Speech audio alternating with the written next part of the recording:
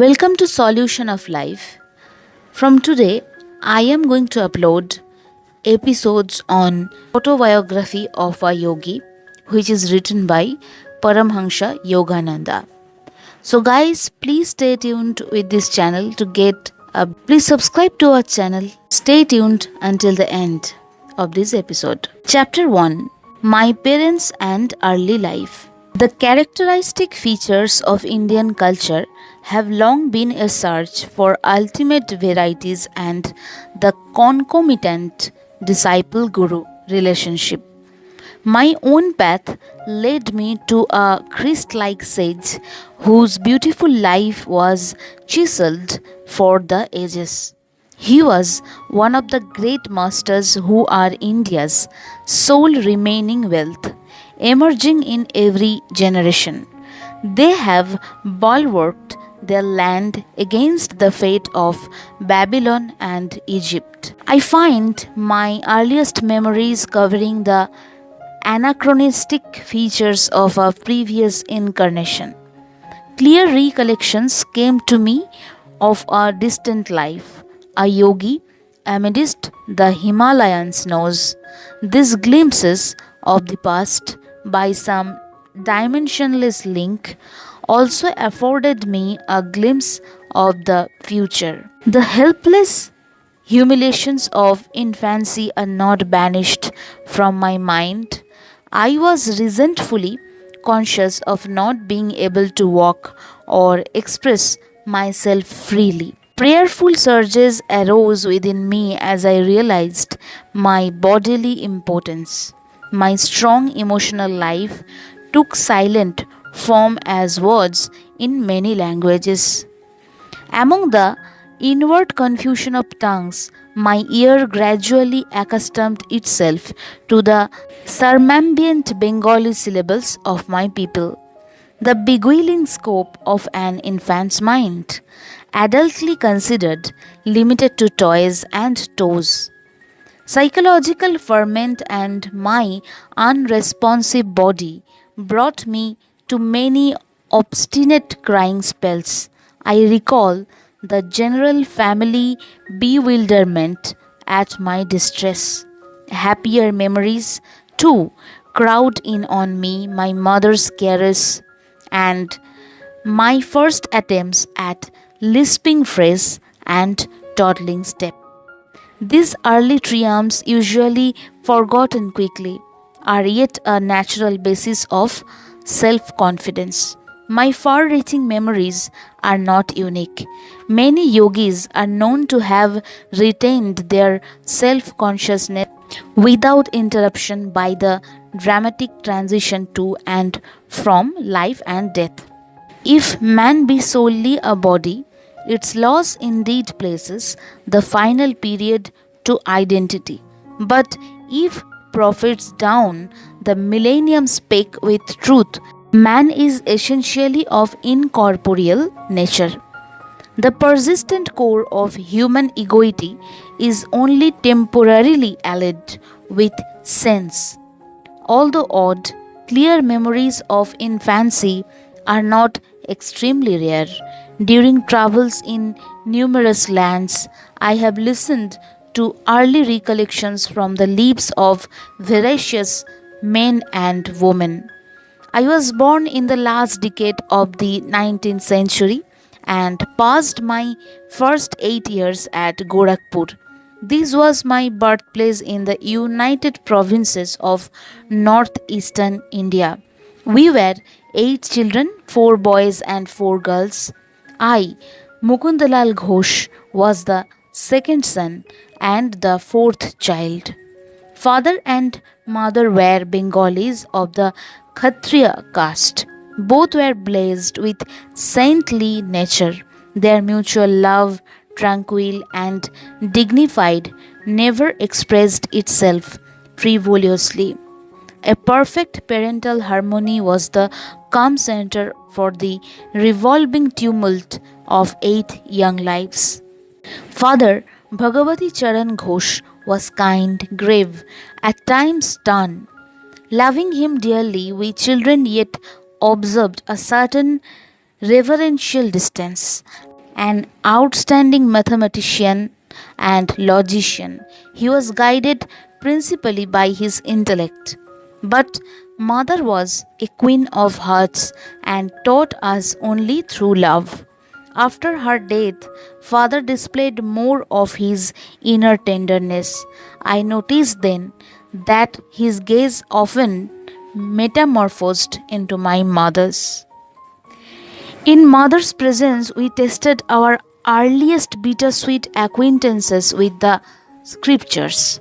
Tales from the Mahabharata and Ramayana were resourcefully summoned to meet the exigencies of discipline, instruction, and chastisement when hand in hand. A daily gesture of respect to father was given by mothers dressing us carefully in the afternoons to welcome him home from the office. His position was similar to that of a vice president in the Bengal Nagpur Railway, one of India's large companies. His work involved traveling, and our family lived in several cities during my childhood. Mother held an open hand toward the needy. Father was also kindly disposed, but his respect for law and order extended to the budget. One fortnight mother spent in feeding the poor more than father's monthly income. All I ask, please, is to keep your charities within a reasonable limit. Even a gentle rebuke from her husband was grievous to mother. She ordered a hackney carriage, not hinting to the children at any disagreement. Goodbye. I am going away to my mother's home. Ancient ultimatum. We broke into astounded lamentations. Our maternal uncle arrived opportunely. He whispered to father some sage counsel, garnered no doubt from the ages. After father had made a few conciliatory remarks, mother happily dismissed the cab. Thus ended the only trouble I ever noticed between my parents. But I recall a characteristic discussion.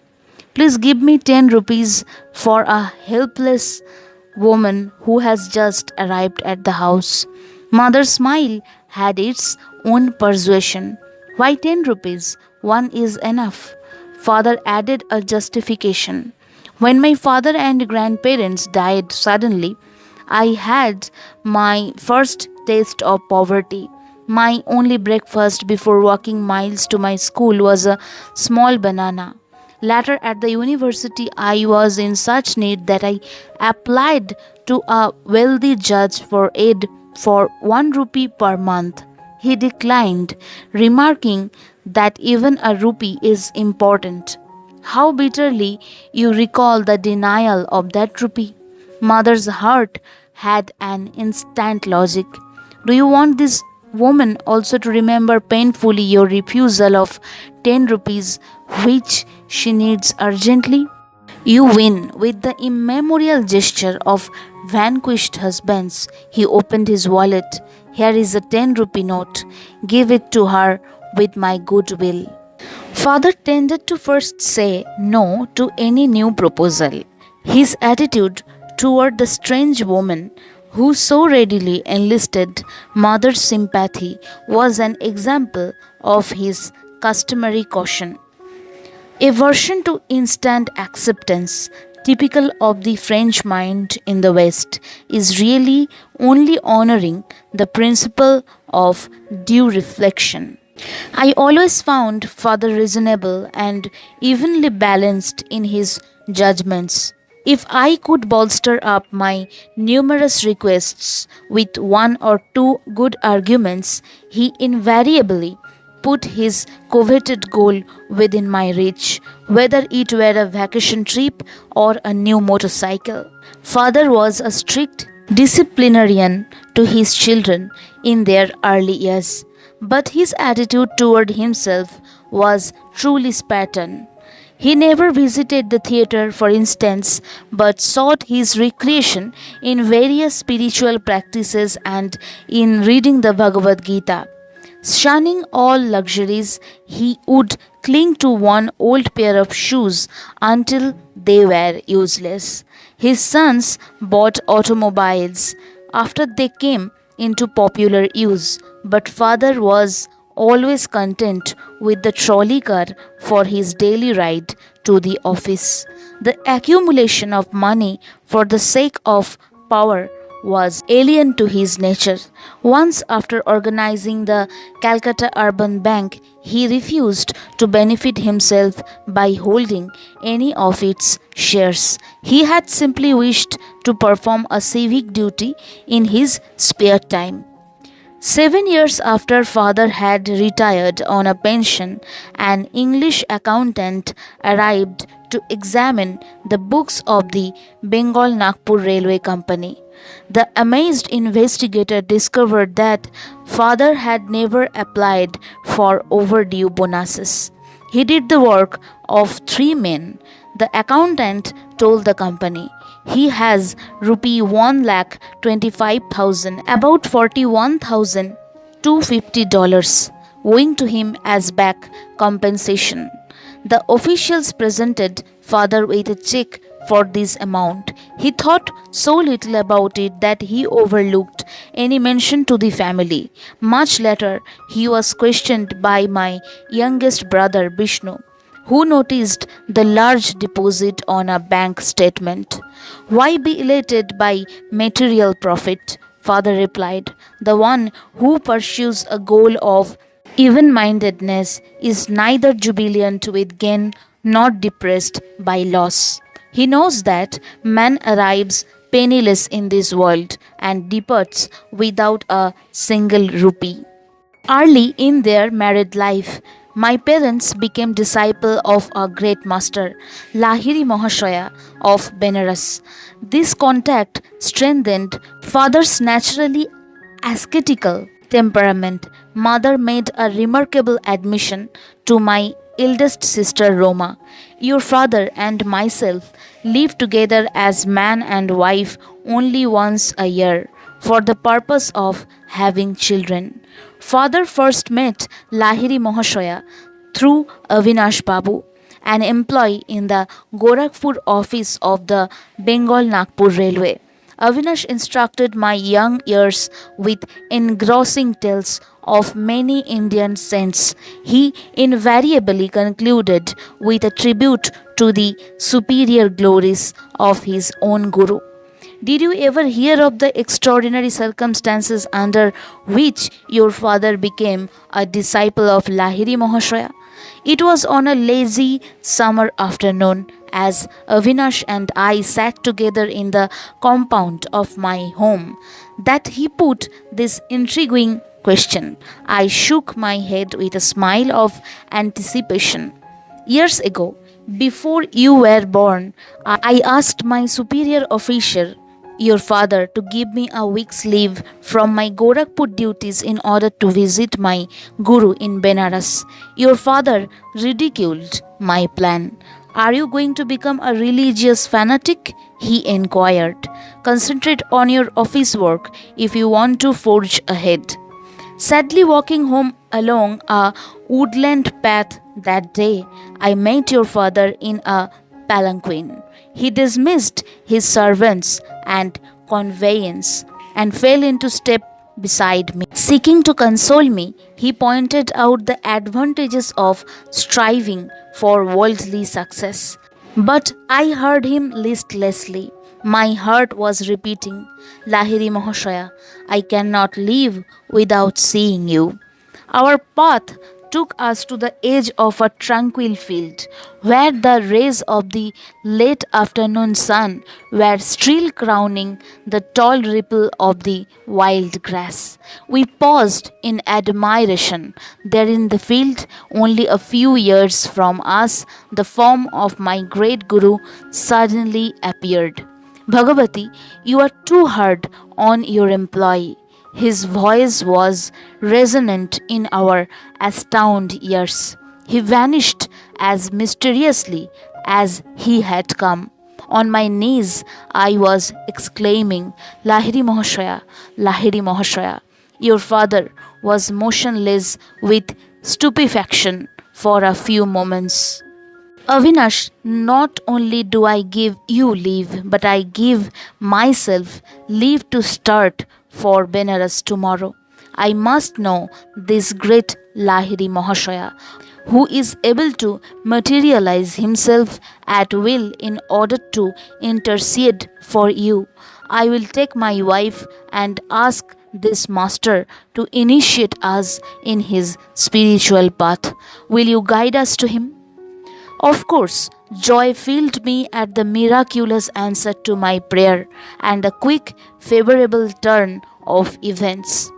The next evening, your parents and I entertained for Benares. We took a horse cart the following day and then had to walk through narrow lanes to my guru's secluded home.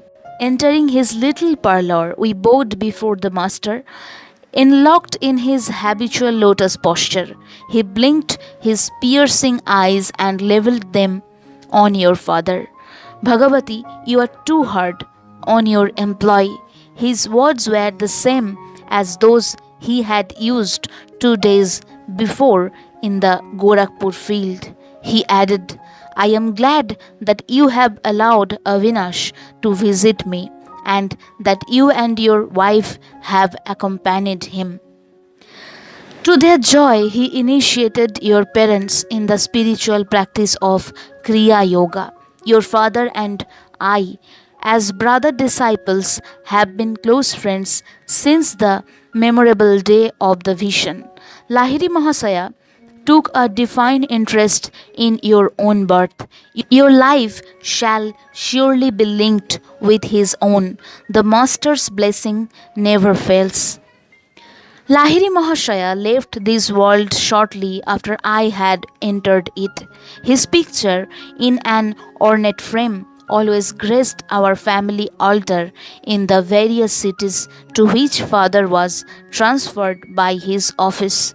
Many a morning and evening found mother and me meditating before an improvised shrine, offering flowers dipped in fragrant sandalwood paste, with frankincense and myrrh, as well as our united devotions. We honored the divinity which had found full expression in Lahiri Mahasaya. His picture had a surpassing influence over my life. As I grew, the thought of the Master grew with me. In meditation, I would often see his photographic image emerge from its small frame and, taking a living form, sit before me. When I attempted to touch his feet of his luminous body, it would change and again become the picture. As childhood slipped into boyhood, I found Lahiri Mahasaya transformed in my mind from a little image crept in a frame to a living, enlightening presence. I frequently prayed to him in moments of trial or confusion, finding within me his solacing direction. At first, I grieved because he was no longer physically living. As I began to discover his true omnipresence, I lamented no more. He had often written to those of his disciples who were over anxious to see him. Why come to view my bones and flesh when I am ever within range of your kutastha or spiritual sight? I was blessed about the age of 8 with a wonderful healing through the photograph of Lahiri Mahasaya. This experience gave intensification to my love. While at our family estate in Ijhapur, Bengal, I was stricken with Asiatic cholera. My life was despaired of. The doctors could do nothing. At my bedside, mother frantically motioned me to look at Lahiri Mahasaya's picture on the wall above my head. Bow to him mentally. She knew I was too feeble even to lift my hands in salutation. If you really show your devotion and inwardly kneel before him, your life will be spared. I gazed at his photograph and saw there a blinding light enveloping my body and the entire room. My nausea and other uncontrollable symptoms disappeared. I was well. At once I felt strong enough to bend over and touch mother's feet in appreciation of her immeasurable faith in her guru. Mother pressed her head repeatedly against the little picture. O omnipresent Master, I thank thee that thy light hath healed my son. I realized that she too had witnessed the luminous blaze through which I had instantly recovered from a usually fatal disease. One of my most precious possessions is that same photograph given to father by Lahiri Mahasaya himself. It carries a holy vibration. The picture had a miraculous origin. I heard the story from father's brother disciple Kali Kumar Roy. It appears that the master had an aversion to being photographed. Over his protest, a group picture was once taken of him and a cluster of devotees, including Kali Kumar Roy. It was an amazed photographer who discovered that the plate, which had clear images of all the disciples, revealed nothing more than a blank space in the center where he had reasonably expected to find the outlines of Lahiri Mahasaya. The phenomenon was widely discussed. A certain student and expert photographer, Gangadhar Babu, boasted that the fugitive figure would not escape him. The next morning, as the Guru sat in lotus posture on a wooden bench with a screen behind him, Gangadhar Babu arrived with his equipment. Taking every precaution for success, he greedily exposed 12 plates. Each one he soon found the imprint of the wooden bench and screen, but once again the master's form was missing. With tears and shattered pride, Gangadhar Babu sought out his guru. It was many hours before Lahiri Mahasaya broke his silence with a pregnant comment. I am spirit. Can your camera reflect the omnipresent invisible? I see it cannot. But, holy sir, I lovingly desire a picture of the bodily temple where alone, to my narrow vision, that spirit appears fully to dwell. Come then tomorrow morning, I will pose for you. Again, the photographer focused his camera, this time the sacred figure, not cloaked with mysterious imperceptibility, was sharp on the plate. The master never posed for another picture, at least I have seen none. Lahiri Mahasaya's fair features of a universal caste hardly suggest to what race he belonged. His intense joy of God communion is slightly revealed in a somewhat enigmatic smile, his eyes half open to denote a nominal direction on the outer world, are half closed also, completely oblivious to the poor lures of the earth. He was fully awake at all times to the spiritual problems of seekers who approached for his bounty. Shortly after my healing through the potency of the Guru's picture, I had an influential spiritual vision. Sitting on my bed one morning, I fell into a deep reverie. What is behind the darkness of closed eyes? The probing thought came powerfully into my mind. An immense flash of light at once manifested to my inward gaze. Divine shapes of saints sitting in meditation posture in mountain caves formed like miniature cinema pictures on the large screen of radiance within my forehead. Who are you? I spoke aloud. We are the Himalayan yogis. The celestial response is difficult to describe. My heart was thrilled. Ah, I long to go to the Himalayas and become like you. The vision vanished, but the silvery beams expanded in ever widening circles to infinity. What is this wondrous glow? I am Ishvara, I am light. The voice was as murmuring clouds.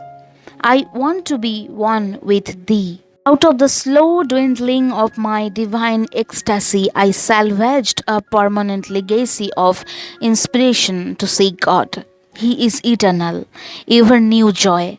This memory persisted long after the day of rapture. Another early recollection is outstanding, and literally so, for I bear the scar to this day. My eldest sister Uma and I were seated in the early morning under a neem tree in our Gorakhpur compound. She was helping me with a Bengali primer. What time I could spare my gaze from the nearby parrots eating ripe margosa fruit. Uma complained of a boil on her leg and fetched a jar of ointment. I smeared a bit of the salve on my forearm. Why do you use medicine on a healthy arm? Well, sis, I feel I am going to have a boil tomorrow. I am testing your ointment on the spot where the boil will appear. You little liar. Sis, don't call me a liar until you see what happens in the morning. Indignation filled me. Uma was unimpressed and thrice repeated her taunt. An adamant resolution sounded in my voice as I made slow reply. By the power of will in me, I say that tomorrow I shall have a fairly large boil in this exact place on my arm, and your boil shall swell to twice its present size. Morning found me with a stalwart boil on the indicated spot. The dimensions of Uma's boil had doubled. With a shriek, my sister rushed to mother. Mukunda has become a necromancer. Gravely, mother instructed me never to use the power of words for doing harm. I have always remembered her counsel and followed it. My boil was surgically treated. A noticeable scar left by the doctor's incision is present today. On my right forearm is a constant reminder of the power in man's sheer word. Those simple and apparently harmless phrases to Uma, spoken with deep concentration, had possessed sufficient hidden force to explode light bombs and produce definite through injurious effects. I understood later that the explosive vibratory power in speech could be wisely directed to free one's life from difficulties and thus operate without a scar or rebuke. Our family moved to Lahore in the Punjab. There I acquired a picture of the Divine Mother in the form of the goddess Kali. It sanctified a small informal shrine on the balcony of our home. An unequivocal conviction came over me that fulfillment would crown any of my prayers uttered in that sacred spot. Standing there with Uma one day, I watched two kites flying over the roofs of the buildings on the opposite side of the very narrow lane. Why are you so quiet? Uma pushed me playfully. I am just thinking how wonderful it is that Divine Mother gives me whatever I ask. I suppose she should give you those two kites. My sister laughed derisively. Why not? I began silent prayers for their possession. Matches are played in India with kites whose strings are covered with glue and ground glass. Each player attempts to sever the sting of his opponent. A freed kite sails over the roofs. There is great fun in catching it. Inasmuch as Uma and I were on the balcony, it seemed impossible that any loosed kite could come into our hands. Its sting would naturally dangle over the roofs. The players across the lane began their match. One string was cut. Immediately, the kite floated in my direction. It was stationary for a moment, through sudden abatement of breeze which sufficed to firmly entangle the string with a cactus plant on top of the opposite house. A perfect loop was formed for my seizure. I handed the prize to Uma. It was just an extraordinary accident and not an answer to your prayer. If the other kite comes to you, then I shall believe. Sister's dark eyes conveyed more amazement than her words. I continued my prayers with a crescendo intensity. A forcibly tug by the other player resulted in the abrupt loss of his kite. It headed toward me, dancing in the wind. My helpful assistant, the cactus plant, again secured the kite string in the necessary loop by which I could grasp it. I presented my second trophy to Uma. Indeed, Divine Mother listens to you. This is all too uncanny for me. Sister bolted away like a frightened fawn.